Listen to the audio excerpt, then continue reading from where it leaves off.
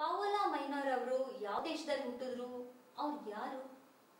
ಪಾವಲೋ minor ಅವರು Italy ದೇಶಕ್ಕೆ ಸಂಬಂಧಪಟ್ಟವರು. ಅವರು ಅವ್ರ ಗಂಡ ಮುಸೋಲಿನಿಗೆ ಬಹಳ ದೋಸ್ತು, ಫ್ಯಾಸಿಸ್ಟ್ ಪಾರ್ಟಿಲಿದ್ದ ಅವನು. 62ರಲ್ಲಿ ಮುಸೋಲಿನಿ ಸತ್ ಮೇಲೆ ಅವರು ದೇಶದ್ರೋಹದ ಮೇಲೆ ಅವನು ಮುಸೋಲಿನಿ ಪಾರ್ಟಿ ಅಂತ ಇವ್ರ ಕುಟುಂಬನ ಗಲ್ಲಿಗೆ ಹಾಕಿದ್ರು. ಪಾವಲೋ ಮೈನಾ ಗಂಡನ್ನ ಅವರು ರಾತ್ರಿ ಲಂಡನ್ನಿಗೆ ಓಡೋಗ್ಬಿಟ್ರು. ಲಂಡನ್ನಿಗೆ ಹೋದಾಗ ಈ ಸೋನಿಯಾ ಗಾಂಧಿ ಬರೀ 15 ವರ್ಷ, ಇಟ್ಲಿ ಮೀಡಿಯಂ 7ನೇ ಕ್ಲಾಸ್ ಓದಿದ್ದು. ಅಲ್ಲಿ ಲಂಡನ್ನಲ್ಲಿ ಬಹಳ ಇಟ್ಲಿ ನೈಟ್ ಕ್ಲಬ್ಗಳು ಬಹಳ ಜಾಸ್ತಿ ಇತ್ತು, ಕಾಸ್ಟ್ಲಿಯೆಸ್ಟ್ ನೈಟ್ ಕ್ಲಬ್ಸ್. ಅದೇನೋ ಅಂತಿಂತರೆಲ್ಲ ಹೋಗೋರಲ್ಲ, ರಾಜ್ಕುಮಾರ್ಗಳು ಹೋಗೋದು. ಆ ಕಾಸ್ಟ್ಲಿಯೆಸ್ಟ್ ನೈಟ್ ಕ್ಲಬ್ ಅಲ್ಲಿ ಇವಳೇ ಕ್ಯಾಶಿಯರು, ಇವಳೇ ಡ್ಯಾನ್ಸರು, ಇವಳೇ ಸಿಂಗರು, ಇವಳೇ ಕ್ಲೀನರು. ಅವಾಗ ಮಾಧವರಾವ್ ಸಿಂಧಿಯಾ ಇವರ ಸೋನಿಯಾ ಗಾಂಧಿ ಅವರಿಗೆ ಪರಿಚಯ ಆಯಿತು. ಆದ್ರೆ ಸೋನಿಯಾ ಗಾಂಧಿ ಅಮ್ಮಗೆ ಪಾವಲಾ ಮೈನೋಗೆ ಮಾಧವರಾವ್ ಸಿಂಧಿಯಾ ಪ್ರೈಮ್ ಮಿನಿಸ್ಟರ್ ಮಗ ಅಲ್ಲ ಅನ್ನೋದು ಗೊತ್ತಾಯ್ತು. ಅದೇ ಕ್ಲಬ್ಗೆ ರಾಜೀವ್ ಗಾಂಧಿ ಬರ್ತಾ ಇದ್ರು. ರಾಜೀವ್ ಗಾಂಧಿ ಅವರು ಜವಾಹರ್ಲಾಲ್ ನೆಹರು ಮೊಮ್ಮಗ, ಇಂದಿರಾ ಗಾಂಧಿ ಮುಂದೆ ಪ್ರಧಾನಿ ಆಗ್ತಾರೆ, ಅವ್ರ ಮಗ. ಇವನ್ನ ಬಿಟ್ಟರು, ನೀನು ಅವ್ರ ಹತ್ರ ಮಾತಾಡಬೇಡ ಅಂತ ಹೇಳಿದ್ರು. ಯಾರಿಗೆ? ಸೋನಿಯಾ ಗಾಂಧಿಗೆ. ರಾಜೀವ್ ಗಾಂಧಿ ಫ್ರೆಂಡ್ಶಿಪ್. ರಾಜೀವ್ ಗಾಂಧಿ ಬಲಿಗೆ ಬಿದ್ದ ಮೇಲೆ ಇವರಿಗೆ 1966 ಭಾರತದ ಪ್ರಧಾನಮಂತ್ರಿ ರಷ್ಯಾದಲ್ಲಿ ಸತ್ತೋದ್ರು ಅಕಸ್ಮಾತ್ ಆಗಿ, ಲಾಲ್ ಬಹದ್ದೂರ್ ಶಾಸ್ತ್ರಿ. 1966 ಜನವರಿ 24ನೇ ತಾರೀಕು ಇಂದಿರಾ ಗಾಂಧಿ ಅವರು ಭಾರತದ ಪ್ರಧಾನಮಂತ್ರಿಯಾಗಿ ಪ್ರಮಾಣ ವಚನ ವಹಿಸಿದ್ರು. ಈ ಪಾವಲೋ ಮೈನೋ, ಸೋನಿಯಾ ಗಾಂಧಿ ಮತ್ತು ಅವಳ ತಂಗಿ ಎಲ್ಲ ಸೇರಿಕೊಂಡು ಡೆಲ್ಲಿಗೆ ಬಂದಿದ್ರು. 29ನೇ ತಾರೀಕು ಬಂದರು ಜನವರಿ. ಅವಾಗ ಇಂದಿರಾ ಗಾಂಧಿಗೆ ಹೇಳಿದ್ರು, ನನ್ನ ಮಗಳು ಈ ಥರ ಲವ್ ಆಗಿದೆ. ಇಂದಿರಾ ಗಾಂಧಿ ದಿಲ್ ಕುಲ್ಲಾಗಿ ಒಪ್ಪಿಲ್ಲ. ಆದರೆ ಇವರು ಅಮಿತಾಬ್ ಬಚ್ಚನ್ ಮನೆಯಲ್ಲಿ ಠಿಕಾಣಿ ಹೊಡೆದ್ರು. ಅಮಿತಾಬ್ ಬಚ್ಚನ್ನು, ತೇಜಿ ಬಚ್ಚನ್ನು, ಹರಿವಂಶ್ ರಾಯ್ ಬಚ್ಚನ್ನು ಎಲ್ಲ ಕೊರೆದು 2 ವರ್ಷಗಳ ಕಾಲ 1968 ಫೆಬ್ರವರಿ 18ನೇ ತಾರೀಕು ಇಂದಿರಾ ಗಾಂಧಿ ಖಚಿತವಾಗಿ ಒಪ್ಕೊಂಡ್ರು ರಾಜೀವ್ ಗಾಂಧಿ ಮತ್ತು ಸೋನಿಯಾ ಗಾಂಧಿ ಮದುವೆಗೆ. ಅಲ್ಲಿಂದ ನಮ್ಮ ದೇಶಕ್ಕೆ ಬ್ಯಾಡ್ ಲಕ್ಕು ಶುರುವಾಯಿತು. ಅದು ಮಾಫಿಯಾ ಗ್ರೂಪ್.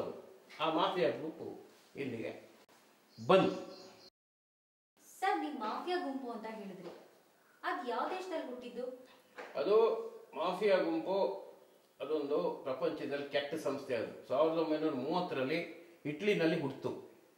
1930ರಲ್ಲಿ ಇಟ್ಲಿ ದೇಶದ ಫ್ಯಾಸಿಸ್ಟ್ ಪಕ್ಷದ ನಾಯಕರಾಗಿದ್ದ ಜನರಲ್ ಮುಸೋಲಿನಿ ಅವರು ಹಿಟ್ಲರ್ ಜೊತೆ ಸೇರಿಕೊಂಡು ಇಡೀ ಪ್ರಪಂಚವನ್ನೇ ಗೆದ್ದುಕೊಂಡು ರೋಮನ್ ಕ್ಯಾಥೋಲಿಕ್ ಧರ್ಮವನ್ನಾಗಿ ಪರಿವರ್ತಿಸಬೇಕೆಂಬ ಅತಿ ಆಸೆ ಇದ್ದಿತು. ಆ ಆಸೆ ಈಡೇರದೆ ಶತ್ರುಗಳಿಂದ ಅವನು ಗಲ್ಲಿಗೇರಿಸಲ್ಪಟ್ಟನು. ಅಲ್ಲಿಗೆ ಅದರ ಯಾವುದು ಫ್ಯಾಸಿಸ್ಟ್ ಸಂಸ್ಥೆ ಸತ್ತೋಯ್ತು ಅವನ ಜೊತೆಗೆ. ಹೌದು, ಮಾಫಿಯಾ ಗುಂಪು. ಅದು ಮುಸೋಲಿನಿ ಹುಟ್ಟಿಸಿದ್ದದು ಫ್ಯಾಸಿಸ್ಟ್, ಅದು ಅವನು ಸಂಸ್ಥೆ, ಅದು ಕೆಟ್ಟ ಸಂಸ್ಥೆ. 1960ರಲ್ಲಿ ಮಾಫಿಯಾ ಗುಂಪು ಅಮೆರಿಕದಲ್ಲಿ ಏನ್ ಮಾಡ್ತು ಸರ್? ಅದು 1945ರಲ್ಲಿ ಮುಸೋಲಿನಿ ಸತ್ತ ಮೇಲೆ ಇಟ್ಲಿಯ ಮಾಫಿಯಾ ಗುಂಪು ತನ್ನ ಬಲ ಕಳ್ಕೊಂಡಿದ್ದು. 1960ರಲ್ಲಿ ಜಾನ್ ಎಫ್ ಕೆನಡಿ ಅವರು ಅಮೆರಿಕ ದೇಶದ ಅತ್ಯಂತ ಕಿರಿಯ ಜನಪ್ರಿಯ ಅಧ್ಯಕ್ಷರಾಗಿ ಆಯ್ಕೆಯಾಗಿದ್ದರು. ಇವರ ಹೆಂಡತಿಯಾದ ಶ್ರೀಮತಿ ಜಾಕ್ಲಿನ್ ಕೆನಡಿ ಅವರಿಗೆ ಅಂದು 30 ವರ್ಷದ ಸುಂದರ ಸುಶಿಕ್ಷಿತ ತರುಣಿಯಾಗಿದ್ದರು. ಇವರಿಬ್ಬರು ರೋಮನ್ ಕ್ಯಾಥೋಲಿಕ್ ಮತಕ್ಕೆ ಸೇರಿದವರಾಗಿದ್ದರು. ಅಮೆರಿಕವು ಬಲಿಷ್ಠ ಪ್ರಾಟೆಸ್ಟೆಂಟ್ ಮತಕ್ಕೆ ಸೇರಿದ ದೇಶವಾಗಿರುತ್ತದೆ. ಈ ದೇಶದಲ್ಲಿ ರೋಮನ್ ಕ್ಯಾಥೋಲಿಕ್ ಮತದವರು ಅಲ್ಪಸಂಖ್ಯಾತ ವರ್ಗಕ್ಕೆ ಸೇರಿದ್ದಾರೆ. 200 ವರ್ಷಗಳ ಅಮೆರಿಕ ದೇಶದ ಇತಿಹಾಸದಲ್ಲಿಯೇ ಕೆನಡಿಯವರು ಕ್ಯಾಥೋಲಿಕ್ ಮತಕ್ಕೆ ಸೇರಿದ ಮೊದಲ ಅಧ್ಯಕ್ಷರಾಗಿದ್ದರು. 1960ರಲ್ಲಿ ಕೆನಡಿಯವರು ಅಧ್ಯಕ್ಷರಾದದ್ದು ಇಟಲಿಯ ಮಾಫಿಯಾ ಗುಂಪಿಗೆ ಸಂತೋಷವಾಗಿ ಮತ್ತೆ ಅದು ಚಿಗುರಿಕೊಂಡಿತು. ಶ್ರೀಮತಿ ಕೆನಡಿಯವರ ಜೊತೆ ಸಂಬಂಧ ಬೆಳೆಸಲು ಮಾಫಿಯಾ ಗುಂಪು ಬಹಳ ಪ್ರಯತ್ನ ಪಟ್ಟಿತು. ಅಮೆರಿಕ ದೇಶವನ್ನು ಕ್ಯಾಥೋಲಿಕ್ ದೇಶವನ್ನಾಗಿ ಮಾಡಲು ಶ್ರೀಮತಿ ಕೆನಡಿಯವರು ಮಾಫಿಯಾ ಗುಂಪಿನೊಂದಿಗೆ ಸಹಕರಿಸಲಿಲ್ಲ. 1960ರಲ್ಲಿ ಜಾಕ್ಲಿನ್ ಕೆನಡಿಯವರು ದಿನವೊಂದಕ್ಕೆ $20,000 ಖರ್ಚು ಮಾಡುತ್ತಿದ್ದರು. ಇದು ಭಾರತ ದೇಶದ $1,00,000 ಸಮನಾಗಿತ್ತು. $1 ಅಂದರೆ $5, $20,000 ಅಂದರೆ $1,00,000. ಇವರ ವಿಪರೀತ ದುಂದುಗಾರಿಕೆಯವರು ಕೆನಡಿಯವರಿಗೆ ಹಿಡಿಸುತ್ತಿರಲಿಲ್ಲ, ಏಕೆಂದರೆ ಕೆನಡಿಯವರು ಬಹಳ ಸರಳ ಜೀವಿಯಾಗಿದ್ದರು. ಶ್ರೀಮತಿ ಕೆನಡಿಯವರಿಗೆ ಗ್ರೀಸ್ ದೇಶದ $1,000 ಕೋಟಿ ಹಡಗುಗಳು ಒಡೆಯ ಅರಿಸ್ಟಾಟಲ್ ಒನಾಸಿಸ್ ಅವರ ಪರಿಚಯವಾಗಿತ್ತು. ಅದು ಪ್ರಣಯಕ್ಕೆ ತಿರುಗಿತು. ಇವರಿಬ್ಬರು ಕೆನಡಿಯವರಿಗೆ ಗೊತ್ತಿಲ್ಲದ ರೀತಿಯ ಭೇಟಿಯಾಗುತ್ತಿದ್ದರು. CIA ಗುಪ್ತಚಾರ ಸಂಸ್ಥೆಯ ಮುಖಾಂತರ ಕೆನಡಿಯವರಿಗೆ ವಿಷಯ ಗೊತ್ತಾಯಿತು. ಒನಾಸಿಸ್ ರವರನ್ನು ಭೇಟಿ ಮಾಡಬಾರದೆಂದು ಹೆಂಡತಿಯವರಲ್ಲಿ ಪ್ರೀತಿಯಿಂದ ಕೆನಡಿಯವರು ಕೇಳಿಕೊಂಡರು. ಇದಕ್ಕೆ ಗಂಡನ ಹತ್ತಿರ ಏನು ಪ್ರತಿಕ್ರಿಯಿಸದೆ ಮತ್ತೆ ಒನಾಸಿಸ್ ಅವರನ್ನು ಭೇಟಿ ಮಾಡುತ್ತಿದ್ದರು.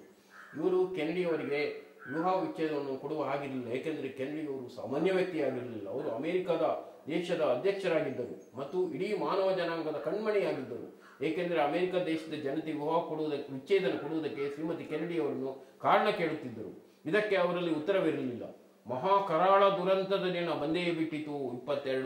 ದಿನಾಂಕ 22/11/1963 ತೆರೆದ ಕಾರಿನಲ್ಲಿ ಕೆನಡಿಯವರು ಜಾಕ್ವೆಲಿನ್ ಜೊತೆ ಡಲ್ಲಾಸ್ ನಗರದ ಬೀದಿಯಲ್ಲಿ ಮೆರವಣಿಗೆ ಹೋಗುತ್ತಿದ್ದಾಗ ಹಂತಕನೊಬ್ಬನಿಂದ ಬಲವಾದ ಗುಂಡಿನೇಟು ಬಿದ್ದು ಅಧ್ಯಕ್ಷರು ಕೊಳನೇ ಉಸಿರೆಳೆದರು. ಕೆನಡಿಯ ಪಕ್ಕದಲ್ಲೇ ಕುಳಿತ ಜಾಕ್ವೆಲಿನ್ಗೆ ಗುಂಡೇಟು ಬೀಳದಂತೆ ಕೊಲೆಗಡುಕರು ನೋಡಿಕೊಂಡರು. ಲಿಂಡನ್ ಜಾನ್ಸನ್ ಅಮೆರಿಕದ ಅಧ್ಯಕ್ಷನಾದ ಮೇಲೆ ಕೆನಡಿ ಕೇಸನ್ನು ಮುಚ್ಚಿ ಹಾಕಿಸಿದ್ದನು. ಲಿಂಡನ್ ಜಾನ್ಸನ್, ಅರಿಸ್ಟಾಟಲ್ ಒನಾಸಿಸ್ ಮತ್ತು ಜಾಕ್ವೆಲಿನ್ ಕೈವಾಡ ಕೆನಡಿಯ ಕೊಲೆ ಹಿಂದೆ ಇರುತ್ತದೆ ಎಂದು ತಿಳಿದು ಬಂದಿರುತ್ತದೆ. ಭಾರತದಲ್ಲಿ ಇಂದಿರಾ ಗಾಂಧಿಯವರ ಗುಂಡು ಬಿದ್ದ ನಂತರ ಕೊಲೆಗಡುಕರು ಅವರ ಪಕ್ಕದಲ್ಲೇ ನಡೆಯುತ್ತಿದ್ದ ಆರ್.ಕೆ. ದಾವನ್ ಅವರಿಗೆ ಗುಂಡು ಬೀಳದಂತೆ ನೋಡಿಕೊಂಡರು. ಇಲ್ಲಿಯೂ ಸಹ ಕೊಲೆಯನ್ನು ಮುಚ್ಚಿ ಹಾಕಿಸಿಬಿಟ್ಟರು. ರೋಮನ್ ಕ್ಯಾಥೋಲಿಕ್ ಹೆಣ್ಣುಮಕ್ಕಳು ಸುರುಸುಂದರಿಯರು, ಬುದ್ಧಿವಂತೆಯರು, ಬಹಳ ತಾಳ್ಮೆಯುಳು ಎಂಬುದಕ್ಕೆ ಜಾಕ್ವೆಲಿನ್ ಸಾಕ್ಷಿಯಾದರು. ಕೆನಡಿ ಸತ್ತ 5 ವರ್ಷಗಳ ನಂತರ 1968ರಲ್ಲಿ ಶ್ರೀಮತಿ ಕೆನಡಿಯವರು ಮೈದುನ ರಾಬರ್ಟ್ ಕೆನಡಿಯವರು ಸತ್ತ ಸಮಾಧಿಯ ಮೇಲೆ ಜಾಕ್ವೆಲಿನ್ ಕೆನಡಿಯವರನ್ನು ಮದುವೆಯಾದರು. ಅವಳು ಬಹಳ ಅತ್ಯಂತ ಸುರುಸುಂದರಿ, ಜಗತ್ತಿನ ಅತ್ಯಂತ ಬಲಾಢ್ಯ ಅಧ್ಯಕ್ಷನ ಹೆಂಡತಿ. ಅದು ಕೆನಡಿಗೆ ಸರಿ ಬರಲಿಲ್ಲ. ಈ ಜಾಕ್ವೆಲಿನ್ ಕೆನಡಿ ಲಿಂಡನ್ ಜಾನ್ಸನ್ಗೆ ಅಧ್ಯಕ್ಷಗಿರಿ ಬೇಕಾಗಿತ್ತು. ಅರಿಸ್ಟಾಟಲ್ನಿಗೆ ಇನ್ನೊಬ್ಬನ ಹೆಂಡತಿ ಬೇಕಾಗಿತ್ತು, ಅವನ ಕಳ್ಳವನು 1000 ಕೋಟಿ ಸರ್ದಾರ. ಕೆನಡಿ ಅವರಿಗೆ ಪಾಪ ಜನಗಳ ಸೇವೆ ಬೇಕಾಗಿತ್ತು. ಆದ್ರಿಂದ ಅದು ಲಿಂಡನ್ ಜಾನ್ಸನ್ ಅದನ್ನ ಮುಚ್ಚಿ ಹಾಕಿಸ್ಬಿಟ್ರು. 1981 ಮೇ ತಿಂಗಳಲ್ಲಿ ಶ್ರೀಮತಿ ಇಂದಿರಾ ಗಾಂಧಿಯವರು ಅರಬ್ ರಾಷ್ಟ್ರಗಳಿಗೆ ಹೋಗುವ ಕಾರ್ಯಕ್ರಮ ಇತ್ತು. ಮಕ್ಕಾಲು ವಿಮಾನ ದುರಂತನ ತಪ್ಪಿಸಿದ್ನಿ ಅಂತ ನೀವು ಹೇಳ್ತಾ ಇದ್ದೀರಾ.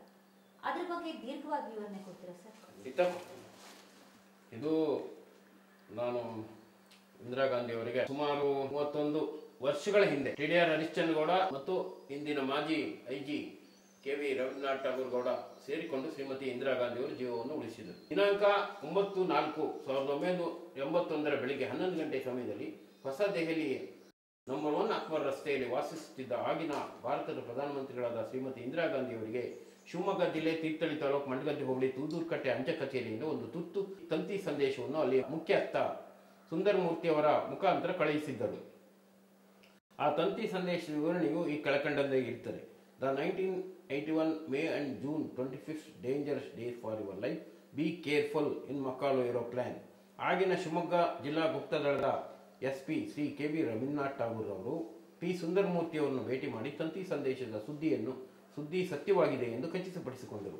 ಆ ತಂತಿ ಸಂದೇಶದ ವರದಿಯನ್ನು ಶ್ರೀ ಕೆ.ವಿ. ಠಾಕೂರ್ ಅವರು ಶ್ರೀಮತಿ ಇಂದಿರಾ ಗಾಂಧಿ ಅವರನ್ನು ಹೊಸದೆಹಲಿಯಲ್ಲಿ ಖುದ್ದಾಗಿ ಭೇಟಿ ಮಾಡಿ ಮುಟ್ಟಿಸಿದರು. ಇಂದಿರಾ ಗಾಂಧಿ ಅವರು ತಂತಿ ಸಂದೇಶದ ಬಗ್ಗೆ ತುರ್ತಾಗಿ ವಿಶೇಷ ತನಿಖೆಯನ್ನು ಮಾಡಲು ಆಗಿನ ಭಾರತದ ಏರ್ ಮಾರ್ಷಲ್ ಮುಖ್ಯಸ್ಥ ಶ್ರೀ ಲತೀಫ್ ರವರನ್ನು ನೇಮಕ ಮಾಡಿ ಶ್ರೀ ಲತೀಫ್ ಆಯೋಗದ ವರದಿಯನ್ನು ದಿನಾಂಕ 27/4/81ರಲ್ಲಿ ಆಗಿನ ಕೇಂದ್ರ ಗೃಹ ಮಂತ್ರಿಗಳಾಗಿದ್ದ ಜ್ಞಾನಿ ಜೈಲ್ ಸಿಂಗ್ ಅವರು ಲೋಕಸಭೆಯಲ್ಲಿ ಬಹಿರಂಗವಾದ ದೀರ್ಘವಾದ ಹೇಳಿಕೆಯನ್ನು ನೀಡಿದರು.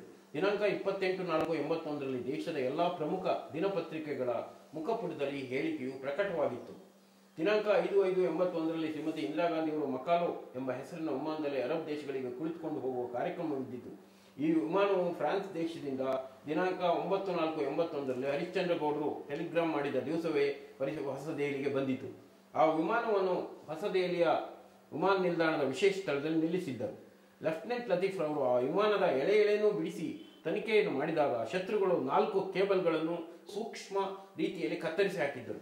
ಆ ಮಕಾಲ್ ವಿಮಾನವು 1000 ಅಡಿ ಎತ್ತರ ಹೋಗುವವರೆಗೂ ಸುಮ್ಮನಿದ್ದು ಆಮೇಲೆ ಆ ವಿಮಾನದ 4 ಕಡೆಯಿಂದಲೂ ಬೆಂಕಿ ಹತ್ತಿಕೊಂಡು ಆಕಾಶದಲ್ಲಿ ಶ್ರೀಮತಿ ಇಂದಿರಾ ಗಾಂಧಿ ಸಹಿತ ಸುಟ್ಟು ಹೋಗುವಂತೆ ಶತ್ರುಗಳು ವ್ಯವಸ್ಥೆ ಮಾಡಿದ್ದರು.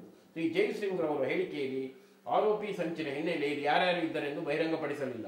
ಹರಿಶ್ಚಂದ್ರ ಗೌಡರ ಸಮಯೋಚಿತ ತಂತಿ ಸಂದೇಶದಿಂದ ಇಂದಿರಾ ಗಾಂಧಿಯವರ ಜೀವವು 3.5 ವರ್ಷಗಳ ಕಾಲ ಮುಂದಕ್ಕೆ ಹೋಯಿತು. ಈ ಸಂಚಿನಿಂದ ಇಂದಿರಾ ಗಾಂಧಿಯವರು ಸತ್ತಿದ್ದರೆ ಅವರ ಮನೆಯಲ್ಲಿ ಯಾರಿಗೆ ಲಾಭವಾಗುತ್ತಿತ್ತು? ಆ ಸಂದರ್ಭದಲ್ಲಿ ರಾಜೀವ್ ಗಾಂಧಿಯವರು ವಿಮಾನ ಚಾಲಕ ಸ್ಥಾನಕ್ಕೆ ಆಗಷ್ಟೇ ರಾಜೀನಾಮೆ ನೀಡಿದ್ದರು.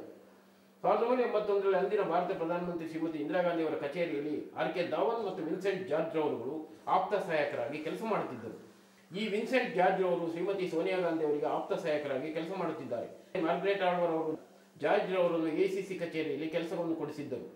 ದಾವನ್ ಮತ್ತು ಜಾರ್ಜ್ ರವರುಗಳು ಈ ಮೇಲ್ಕಂಡ ತಂತಿ ಸಂದೇಶದ ಬಗ್ಗೆ ಪೂರ್ತಿ ವಿವರಗಳನ್ನು ತಿಳಿದುಕೊಂಡಿರುತ್ತಾರೆ. ಅವರಿಬ್ಬರನ್ನು ಸೇರಿಸಿ ತನಿಖೆಯನ್ನು ಮಾಡಿಸಿದರೆ ಇಂದಿರಾ ಗಾಂಧಿ ಅವರನ್ನು ಕೊಲೆ ಮಾಡಿಸಲು ಸಂಚು ಮಾಡಿದವರ ಹೆಸರುಗಳು ಬಹಿರಂಗವಾಗುತ್ತದೆ. ದಿನಾಂಕ 2/11/81ರಲ್ಲಿ ಹರಿಶ್ಚಂದ್ರ ಗೌಡರು ಇಂದಿರಾ ಗಾಂಧಿ ಅವರನ್ನು ದೆಹಲಿಯಲ್ಲಿ ವಿಶೇಷವಾಗಿ ಭೇಟಿ ಮಾಡಿದಾಗ ತಮ್ಮ ಜೀವವನ್ನು ಉಳಿಸದ ಬಗ್ಗೆ ಹರಿಶ್ಚಂದ್ರ ಗೌಡರಿಗೆ ಇಂದಿರಾ ಗಾಂಧಿ ಅವರು ತಮ್ಮ ಧನ್ಯವಾದಗಳನ್ನು ತಿಳಿಸಿದರು. ರಾಜ್ಯಸಭಾ ಸದಸ್ಯರನ್ನಾಗಿ ಮತ್ತು ಕೇಂದ್ರ ಸರ್ಕಾರದಲ್ಲಿ ಮಂತ್ರಿಯನ್ನಾಗಿ ಮಾಡುತ್ತೇನೆ ಎಂದು ಒಪ್ಪಿಕೊಂಡರು. ಆರ್ ಗುಂಡೂರಾಯರಿಗೆ ಆ ತಂತಿ ಸಂದೇಶದಿಂದ ನಿದ್ದೆಯೇ ಇಲ್ಲವಾಗಿತ್ತು. ಅವರು ಭಯಭೀತರಾಗಿ ಹೋಗಿದ್ದರು. ಗುಂಡೂರಾವ್ರವರು ಜೈಲ್ ಸಿಂಗ್ ರವರಿಗೆ ರಹಸ್ಯವಾಗಿ ಮನವಿಯೊಂದನ್ನು ಮಾಡಿ ಆ ತಂತಿ ಸಂದೇಶವು ಬೊಂಬಾಯಿಯಿಂದ ಬಂದಿದೆ ಎಂದು ಸುಳ್ಳು ಹೇಳಿ ಎಂದು ಹೇಳಿದರು. ಈ ಉಪಕಾರವನ್ನು ಮಾಡಿದರೆ ಜೈಲ್ ಸಿಂಗ್ ರವರನ್ನು ಭಾರತದ ರಾಷ್ಟ್ರಪತಿ ಸ್ಥಾನಕ್ಕೆ ಶ್ರೀಮತಿ ಇಂದಿರಾ ಗಾಂಧಿಯವರಿಗೆ ಶಿಫಾರಸನ್ನು ಮಾಡುವುದಾಗಿ ಗುಂಡೂರಾಯರು ತಿಳಿಸಿದರು. ಸುಳ್ಳನ್ನು ಏತಕ್ಕೆ ಕೇಳಲಿ ಎಂದು ಸಿಂಗ್ ರವರು ಗುಂಡೂರಾಯರನ್ನು ಕೇಳಿದರು. ಹರಿಶ್ಚಂದ್ರ ಗೌಡರು ಇಂದಿರಾ ಗಾಂಧಿಯವರ ಜೀವವನ್ನು ಉಳಿಸಿದ ಹಂಗಿಗಾಗಿ ಮುಖ್ಯಮಂತ್ರಿಯಾದ ಕೇಂದ್ರದಲ್ಲಿ ಮುಖ್ಯಮಂತ್ರಿ ಸ್ಥಾನವನ್ನು ನೀಡಲು ಇಂದಿರಾ ಗಾಂಧಿಯವರು ನಿರ್ಧರಿಸಿದ್ದಾರೆ ಎಂದು ಸಿಂಗ್ ರವರಿಗೆ ಗುಂಡೂರಾಯರು ತಿಳಿಸಿದರು. ಇದರಿಂದಾಗಿ ಗುಂಡೂರಾಯರ ರಾಜಕೀಯ ಜೀವನಕ್ಕೆ ಧಕ್ಕೆ ಬರಲಿದೆ ಎಂದು ಸಿಂಗ್ ರವರಿಗೆ ತಿಳಿಸಿದರು. ದಿನಾಂಕ 17/6/87ರಲ್ಲಿ ಜೈಸಿಂಗ್ ರವರು ಹರಿಶ್ಚಂದ್ರ ಗೌಡರನ್ನು ಬೆಂಗಳೂರಿನ ರಾಜಭವನದಲ್ಲಿ ಅಧಿಕೃತವಾಗಿ ಭೇಟಿ ಮಾಡಿದ್ದರು. ಇವರಿಬ್ಬರೂ ಸೇರಿಕೊಂಡು ಸುಮಾರು 1 ಗಂಟೆಗಳ ಕಾಲ ರಹಸ್ಯವಾಗಿ ಮಾತುಕತೆ ನಡೆಸಿದ್ದರು. ಈ ಮಾತುಕತೆಯ ಸಂದರ್ಭದಲ್ಲಿ ಅವರು ಅಂದು ಗುಂಡೂರಾಯರು ಹೇಳಿದ ಮೇಲ್ಕಂಡ ವಿಷಯಗಳನ್ನು ಜೈಲ್ ಸಿಂಗ್ ರವರು ಹರಿಶ್ಚಂದ್ರ ಗೌಡರಿಗೆ ತಿಳಿಸಿದರು. ಗುಂಡೂರಾಯರಿಂದಾಗಿ ಹರಿಶ್ಚಂದ್ರ ಗೌಡರು ರಾಜಕೀಯ ಜೀವನವೇ ಹಾಳಾಗಿ ಹೋಯ್ತಲ್ಲ ಎಂದು ಜೈಲ್ ಸಿಂಗ್ ಅವರು ವ್ಯಥೆಪಟ್ಟರು. ಗುಂಡೂರಾಯರವರನ್ನು ಬಾಯಿಗೆ ಬಂದ ಹಾಗೆ ಬೈದರು. ಹರಿಶ್ಚಂದ್ರ ಗೌಡರ ಇಂದಿರಾ ಗಾಂಧಿಯವರು ಜೀವ ಉಳಿಸಿದ್ದು ಎಂದು ಇಂದಿರಾ ಗಾಂಧಿಯವರಿಗೆ ಗೊತ್ತಿದ್ದಿತ್ತು ಎಂದು ಆ ಮಾತುಕತೆಯ ಸಂದರ್ಭದಲ್ಲಿ ಜೈಲ್ ಸಿಂಗ್ ಅವರು ತಿಳಿಸಿದರು. ಆದರೆ ಜೈಲ್ ಸಿಂಗು ಹೇಳಿದ್ರು, ನನಗೆ ಇಂದಿರಾ ಗಾಂಧಿಗೆ ಗೊತ್ತಿತ್ತದು, ಆದ್ರೂ ಕೂಡ ಅದನ್ನ ಇಂದಿರಾ ಗಾಂಧಿಯವರು ಗುಂಡೂರಾವ್ನ ಕಾಟಕ್ಕೆ ಅದನ್ನ ಸರಿಯಾಗಿ ಹರಿಶ್ಚಂದ್ರ ಗೌಡರಿಗೆ ಏನೋ ಅಧಿಕಾರ ಕೊಡ್ಲಿಲ್ಲ ಅಂತ ಹೇಳಿದ್ರು. ಅದು ಜೈಲ್ ಸಿಂಗ್ಗೆ ಬಹಳ ಬೇಜಾರಾಯ್ತು. ಅದನ್ನ ಅವ್ರು ಹೇಳಿದ್ರು, ಗುಂಡೂರಾವ್ ಸ್ವಾರ್ಥಿ ಹಂಗೆ ಹಿಂಗೆ ಅಂತ ಬೈದ್ರು.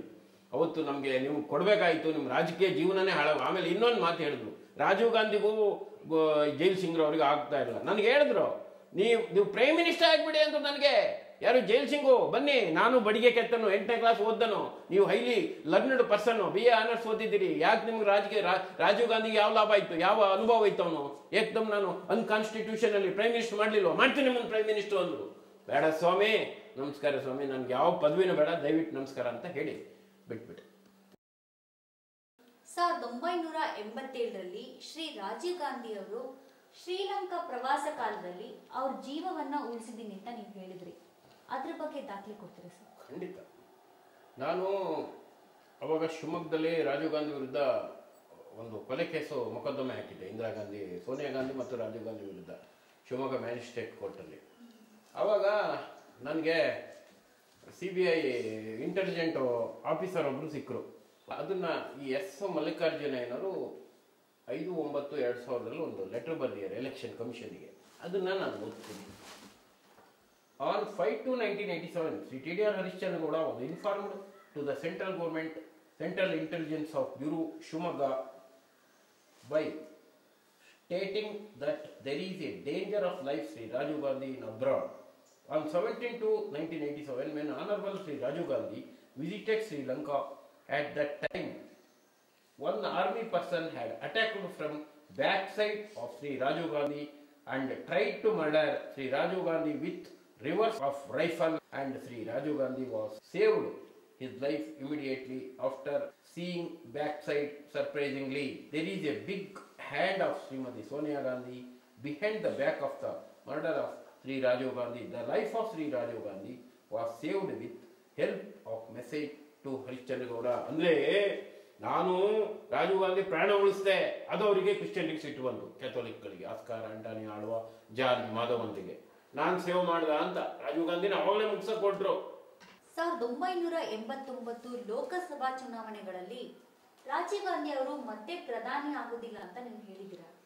ಅದ್ರ ಬಗ್ಗೆ ವಿವರಣೆ ಕೊಡ್ತೀರಾ ಸರ್? ಖಂಡಿತ ಕೊಡ್ತೀನಿ.